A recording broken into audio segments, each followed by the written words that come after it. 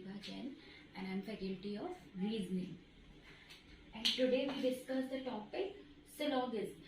Syllogism logical reasoning का एक बहुत ही इम्पॉर्टेंट टॉपिक है जो कि मोस्टली एग्जाम्स में आता है और इसके क्वेश्चंस बहुत आपका टाइम बचाते हैं एग्जाम में, क्योंकि आपको पता है आपके एग्जाम में कुछ टॉपिक्स ऐसे हैं जो बहुत टाइम कंज्यूमिंग होते हैं, बट कुछ टॉपिक्स ऐसे भी दे जाते हैं जो आपका बहुत टाइम सेव करते हैं एग्जाम में, जिससे आप बैलेंस कर पाओ अपना पेपर पूरा ओवरऑल। और आपको पता है टाइमर्स लगे होते हैं आजकल ऑनलाइन में, तो आपके पास फिक्स टाइम है कि आप और आगे पीछे अपना टाइम नहीं कर सकते हैं।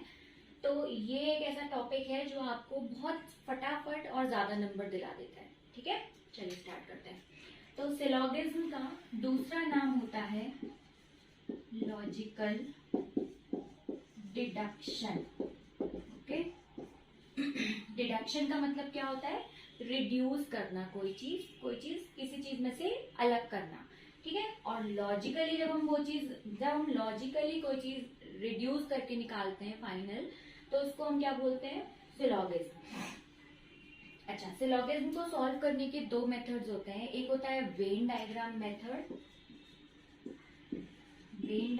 मेथड, होता है, और दूसरा मेथड होता है 100% 50% मेथड। ओके, अब आप मोस्टली जितनी भी आपको बुक्स हैं, जो भी आप जहां से प्रेफर करते हो पढ़ना, सब जगह आपको वेन डायग्राम मेथड से ही सिलोगिज्म सॉल्व करके मिलेगा। ऐसा क्यों? क्योंकि वेन डायग्राम मेथड में एक्यूरेसी आपकी 100% आती है, बट 100% 50% मेथड में ऐसा जरूरी नहीं है। कभी कभी इसके कॉन्ट्रडिक्ट हो जाते हैं आंसर्स। ठीक है, तो हम वो चीज पढ़ेंगे जिससे हमें एक्यूरेट आंसर मिलता है और टाइम कम लगता है। तो हम पढ़ेंगे वेन डायग्राम मेथड। ठीक है, वेन डायग्राम आप सबने पढ़ा होगा अपने 8th में 9th में ऐसे पढ़ा होगा आपने। ठीक है, तो जिसमें वो सर्कल्स बनाते हैं। चलिए, अच्छा, अब देखते हैं क्या करना है हमें सिलोगिज्म में। सबसे पहले तो सिलोगिज्म में क्या होता है? कीवर्ड्स होते हैं जिनको हम अलग अलग कैटेगरीज में डिफाइन कर लेते हैं। डेफिनेट कीवर्ड्स होते हैं, कुछ इनडेफिनेट कीवर्ड्स होते हैं। इनडेफिनेट कीवर्ड, डेफिनेट मतलब जो कंफर्म होता है, इनडेफिनेट का मतलब क्या होता है? जो चीज कंफर्म नहीं है। ठीक है, तो डेफिनेट में कीवर्ड्स आते हैं आपके all, some, no, some not, only, any, can not, can never. वैसे तो बहुत सारे कीवर्ड्स हैं, है ना, बट मेन आपके कुछ यही कीवर्ड्स होते हैं जो कि मोस्टली यूज होते हैं। बाकी जो भी एक्स्ट्रा कीवर्ड्स हैं वो हम आपको अभी टॉपिक में आगे कंटिन्यू करेंगे, फिर बताते जाएंगे। और इनडेफिनेट में आता है कैन, मे और पॉसिबिलिटी। ठीक है, अच्छा, अब आपने जैसे ये देखा होगा, आपके दिमाग में एक क्वेश्चन आया होगा कि मैम ने इनडेफिनिट में तो कैन एंड मे लिखा है, बट डेफिनेट में can not and can never लिखा है, ऐसा कैसे हो सकता है? अच्छा, तो कैन का मतलब क्या होता है? सकता है ना, और मे का मतलब भी वही होता है, ऐसा हो सकता है। बट अगर हमने कैन के साथ नॉट या नेवर ऐड कर दिया तो उसका मतलब क्या हो जाता है? कभी नहीं हो सकता है या नहीं हो सकता है। मतलब कि ये जो नॉट या नेवर इसके साथ जुड़ गया, इसने कंफर्म कर दी ये चीज कि ये चीज नहीं हो सकती है या ये चीज कभी नहीं हो सकती है। ठीक है, तो जब ये कंफर्म हो गया कि नहीं हो सकती, मतलब ये डेफिनेट चीज हो गई। और जब हम सिर्फ कैन बोल रहे हैं, मतलब हो सकता है और नहीं भी हो सकता है, कुछ नहीं पता है हमें, तो वो चीज क्या हो जाती है? इनडेफिनेट। और पॉसिबिलिटी वर्ड तो आपको पता ही है, पॉसिबिलिटी का मतलब क्या होता है? संभावना होना। तो अगर किसी चीज की संभावना है तो वो वैसे भी कंफर्म नहीं है ना। मतलब आप पॉसिबिलिटी वर्ड कब यूज करते हो? जब आपको कोई बात कंफर्म पता नहीं होती है, आप तभी पॉसिबिलिटी वर्ड यूज करते हैं। अच्छा, अब जो मैंने आपको ये डेफिनेट में कीवर्ड्स बताए हैं, all, some, no, some not, only, any, can not, can never, अब हम क्या करेंगे? पहले इनके वेन डायग्राम्स देखेंगे, क्योंकि हम वेन डायग्राम मेथड से सॉल्व करते हैं सिलोगिज्म, तो हमें पहले इनके वेन डायग्राम्स पता होने चाहिए कि इनके वेन डायग्राम्स कैसे बनाए जाते हैं। क्योंकि जब आपको क्वेश्चन मिलता है तो आप सबसे पहले क्या करते हो? आपको कुछ स्टेटमेंट्स दिए रहते हैं और आपको उन स्टेटमेंट्स को देख के कंक्लूजन्स बताने होते हैं, कौन सा कंक्लूजन ट्रू है और कौन सा कंक्लूजन फॉल्स है। ठीक है, तो हम क्या करते हैं उस टाइम पर जो स्टेटमेंट दिए हैं आपको उनका वेन डायग्राम बनाते हैं और उस वेन डायग्राम को देख के बता देते हैं कि कौन सा ट्रू है कौन सा फॉल्स है। ठीक है, चलिए अच्छा पहले तो कीवर्ड देख लेते हैं। तो पहला कीवर्ड है ऑल। ऑल का स्टेटमेंट होता है ऑल ARB। इसका मतलब क्या हुआ? ऑल ARB का मतलब सारे A B हैं, मतलब सारे A B है। ठीक है, A का जो पूरा सर्किल है वो B के अंदर है। अच्छा, नेक्स्ट कीवर्ड इज सम। इसका स्टेटमेंट होता है सम ARB। मतलब क्या हुआ इसका? कुछ A B है, मतलब A का कुछ पार्ट और B का कुछ पार्ट कॉमन है ना, तभी ये क्या दिखाते हैं आपस में? सम। ठीक है, नेक्स्ट कीवर्ड इज नो।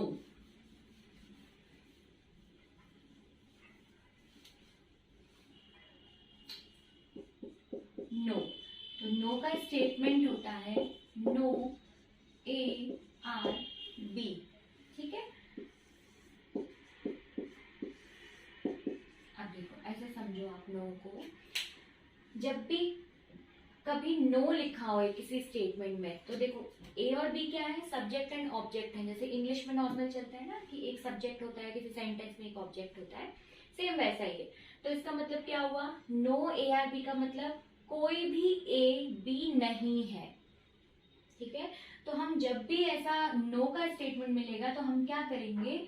उन सब्जेक्ट ऑब्जेक्ट के बीच में एक लाइन बना देंगे जो ये कंफर्म बताती है कि इनके बीच में कोई रिलेशन नहीं है। ठीक है, अच्छा अब आप देखो इसको ऐसे सिंपल सेंस में कैसे समझ सकते हो? आप इसको समझ सकते हो कि दो लोगों के बीच में आपस में लड़ाई हो गई। ठीक है, सपोज करो A और B दो पर्सन थे, तो उनके बीच में अगर लड़ाई है तो क्या वो एक दूसरे से बात करेंगे? नहीं, एक दूसरे से उनका कोई भी रिलेशन होगा नहीं, क्योंकि हमें कंफर्म पता है उनके बीच में लड़ाई है, तो हमें पता है ना। तो बस ये उसी को दिखाता है कि हमें कंफर्म पता है कि इनके बीच में नो का रिलेशन है, मतलब कोई रिलेशन नहीं है इनके बीच में। ठीक है, नेक्स्ट था कीवर्ड एनी। एनी का स्टेटमेंट होता है एनी ARB।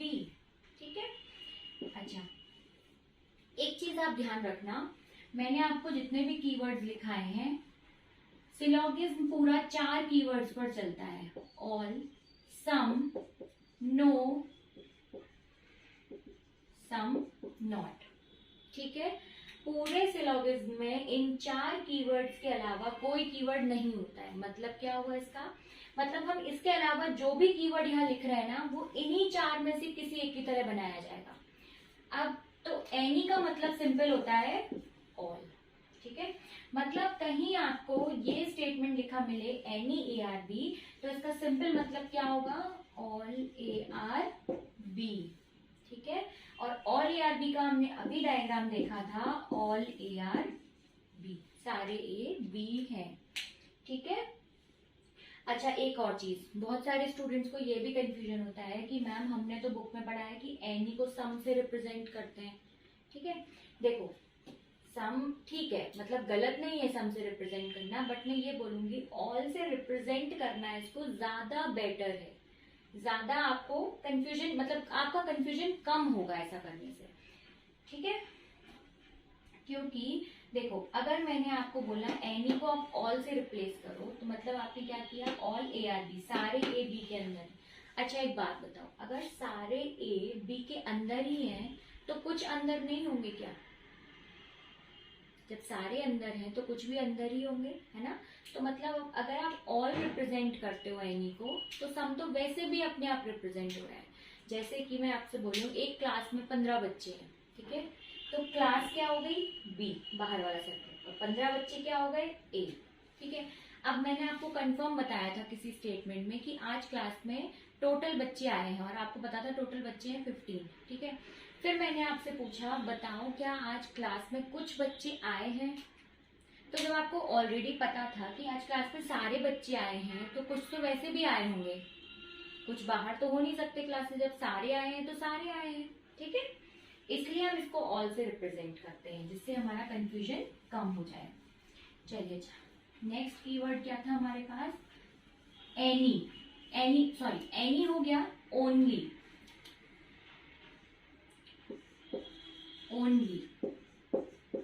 स्टेटमेंट था ओनली, ARB। ठीक है, तो ओनली को हम रिप्रेजेंट करते हैं रिवर्स ऑल से। ठीक है, मतलब कि ओनली का मतलब क्या हो गया? All, BRA। ठीक है, रिवर्स ऑल का मतलब क्या हो गया कि जो ओनली वाले स्टेटमेंट में सब्जेक्ट और ऑब्जेक्ट थे उनको आपस में इंटरचेंज कर देना। मतलब सब्जेक्ट का ऑब्जेक्ट हो जाएगा, ऑब्जेक्ट का सब्जेक्ट हो जाएगा। ठीक है, तो ऑल BRA का डायग्राम कैसे बनाएंगे हम? सभी BA है। ठीक है,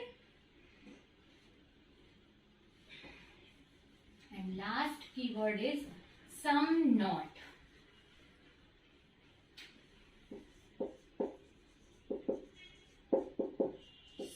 सम नॉट का स्टेटमेंट होता है some A R not B। ठीक है, मतलब कुछ A B नहीं है। ठीक है, अच्छा, इसके लिए हम एक काम करते हैं, सम नॉट थोड़ा सा ट्रिकी होता है, तो हम एक काम करते हैं, एक एग्जाम्पल लेके आपको समझाते हैं जिससे ज्यादा अच्छे से क्लियर हो जाएगा। चलिए अच्छा, एक एग्जाम्पल लेते हैं। जैसे क्वेश्चंस आते हैं सिलॉजिज्म में, तो हमने स्टेटमेंट लिया है सम ARB। दूसरा स्टेटमेंट मैंने लिया नो BRC। ठीक है, अब देखो क्या करते हैं हम सिलॉजिज्म में, आपको जो स्टेटमेंट्स दिए होते हैं उनका हम वेन डायग्राम बनाते हैं। ठीक है, तो आपको जब भी कोई स्टेटमेंट मिलता है ना, आप फटाफट उसका वेन डायग्राम बनाया करो। मतलब पहले कंक्लूजन मत पढ़ा करो, क्योंकि जो स्टेटमेंट में दिया हुआ कंक्लूजन उसी से पूछे गए होंगे, तो आप पहले फटाफट से जब वेन डायग्राम बना लोगे तो आपका टाइम बचता है। मतलब आपको कंक्लूजन सिर्फ चेक करना है, उनको पहले से पढ़ना नहीं है कि पूरा क्वेश्चन पहले पढ़ेंगे उसके बाद उसका वेन डायग्राम बनाएंगे, वो सिर्फ टाइम वेस्ट करना होता है। ठीक है, और हमें टाइम वेस्ट नहीं करना है। अच्छा, चलिए कंक्लूजन देखते हैं। कंक्लूजन इससे क्या है हमारे पास? पहला कंक्लूजन जो हमें चेक करना है वो है सम AR नॉट C। दूसरा कंक्लूजन है जो हमें चेक करना है इससे सम CR नॉट A। ठीक है, चलिए सबसे पहले इसका डायग्राम बनाते हैं। तो सम ARB का स्टेटमेंट हमने अभी पढ़ा था, सम ARB। नो BRC, तो नो बनाने के लिए क्या करेंगे? दोनों के बीच में लाइन ड्रॉ कर देंगे। ठीक है, ये बन गया हमारे इस स्टेटमेंट का वेन डायग्राम। अब हम क्या करेंगे, इस वेन डायग्राम को देख के बताएंगे कि ये कंक्लूजन सही है या नहीं। देखो, सम नॉट को चेक करने के बहुत सारे तरीके हैं, बट जो सबसे सिंपल मेथड है वो है, सिंपल सा कॉन्सेप्ट है, जिसके पास कंक्लूजन में सम लिखा है उसके पास सम का रिलेशन होना चाहिए, और जिसके पास कंक्लूजन में नॉट या नो लिखा है उसके पास नो का रिलेशन होना चाहिए। तो आपका सम नॉट सही है ना? ठीक है, तो देखो A के पास क्या लिखा है? सम। और C के पास क्या लिखा है? नो या नॉट। तो बताओ A और B के पास यहाँ पे सम का रिलेशन है और C के पास नो की लाइन है, तो ये कंक्लूजन बिल्कुल करेक्ट है। चलो नेक्स्ट चेक करते हैं, सम CR नॉट A। ठीक है, तो सम C के पास सम लिखा है और A के पास नो लिखा है। चलिए अच्छा, डायग्राम में चेक करके बताइए क्या C के पास कोई भी सम का रिलेशन है? नहीं है, सिर्फ क्या है? एक नो की लाइन है। लेकिन हमें नो C के पास तो चाहिए नहीं है, हमें तो A के पास चाहिए। तो देखो, जब हमने चेक किया हमें C के पास सम ही नहीं मिला, तो फिर हम आगे चेक क्यों करेंगे? ये तो यहीं से गलत हो गया ना, तो ये वाला कंक्लूजन आपका रॉन्ग है। ठीक है, अब थर्ड कंक्लूजन था सम BR नॉट C, और फोर्थ कंक्लूजन था आपके पास सम CR नॉट B। अगर ये कंक्लूजन दिए होते तो हम कैसे चेक करते? चलिए चलिए, some BR not C, some CR not B। देखो अब एक चीज करते हैं, देखो इसमें हमें चेक करने की जरूरत ही नहीं है कि किसके पास सम लिखा है किसके पास नो लिखा है। सिंपल सा कॉन्सेप्ट क्या है, एक कॉन्सेप्ट है सिलॉगिज्म में। मैंने आपको बताया था ना कि 4 कीवर्ड्स होते हैं सिलॉगिज्म में, ऑल, सम, नो और सम नॉट, बाकी सब कीवर्ड्स इन्हीं से मिलके बनते हैं, है ना। चलो अच्छा देखते हैं। अच्छा एक बात बताओ, अगर मैंने बोला सारे ए बी हैं, मतलब ऑल ए आर बी, तो जब सारे ए बी के अंदर हैं तो कुछ भी तो उसके अंदर ही होंगे। मतलब क्या हुआ, ये जो सम होता है ये ऑल में ही आता है। मतलब अगर मैंने आपको बता दिया कि ऑल ए आर बी, तो सम ए आर बी वैसे भी सही है, क्योंकि सारे ए बी के अंदर ही हैं तो कुछ अंदर ही होंगे। वैसे ही अगर मैंने आपको बता दिया कि नो ए आर बी, मतलब ए और बी में कोई रिलेशन नहीं है, तो जब आपस में कोई रिलेशन नहीं है ए और बी में, तो कुछ रिलेशन भी नहीं होगा। सम नॉट का मतलब कुछ नहीं होता है ना, ठीक है। तो मतलब क्या हुआ कि जो सम होता है वो ऑल के अंदर ही आता है। मतलब जहां पर भी अगर आपको ऑल मिल गया तो सम वैसे भी सही होगा। वैसे ही अगर आपको कहीं नो मिल गया दो लोगों के बीच में, तो उनके बीच में सम नॉट तो वैसे भी सही है, क्योंकि सम नॉट तो नो के अंदर ही आता है ना, उससे बाहर तो जा नहीं सकता, ठीक है। तो देखो स्टेटमेंट में आपको किस किस के बीच में नो दिया था, बी और सी के बीच में नो दिया था।